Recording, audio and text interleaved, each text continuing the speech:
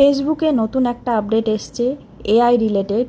তো আমি পুরোটা স্ক্রিন শেয়ার করে দেখাবো, তোমরা অবশ্যই দেখে এটা করে নেবে। আর এখন যদি দেখার সময় না পাও, আগে সেভ রেখে দাও ভিডিওটা, পরে দেখে ঠিক করে নেবে। আর হ্যাঁ, অবশ্যই সবাইকে শেয়ার করে জানিয়ে দেবে যাতে কারোর ভুল না হয়, কারণ এআই এখন কন্টেন্ট আমরা সবাই দিচ্ছি। তো এই জিনিসটা ভুল হলে কিন্তু পরবর্তীকালে প্রবলেম হয়ে যেতে পারে আমাদের পেজে।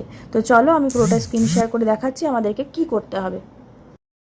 এসেছে তো সেটা নিয়ে আমি তোমাদের একটা ছোট্ট ভিডিও করে দিচ্ছি।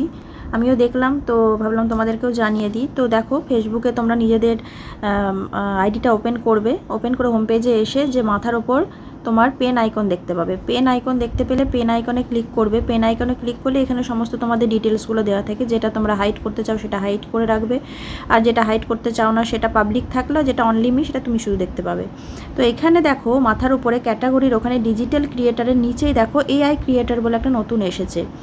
তো এআই ক্রিয়েটারে এখানে কি বলতে চাইছে, পাশে পেন আইকনে হাত দিলে আমরা দেখতে পাবো এখানে জিজ্ঞেস করছে যে তুমি কি তোমার প্রোফাইলে এআই জেনারেটেড কন্টেন্ট প্রত্যেক দিন শেয়ার করো।